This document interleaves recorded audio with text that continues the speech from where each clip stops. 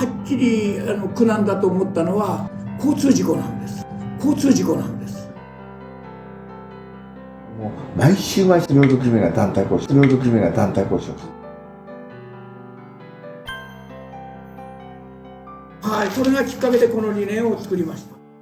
これをもう社員と一緒に作ったんや。私が経営者として、一番大事なのは社員と家族です。